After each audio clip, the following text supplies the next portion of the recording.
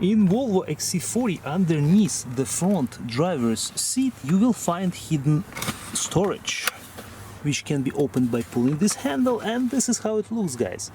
It's not very big, but it's big enough to put some documents in here, or a small notepad, for example. Besides that, your phone will fit in here as well.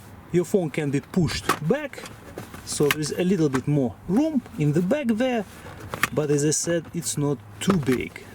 And you can close it this way. This is how it looks, guys, and this is how you open and close it.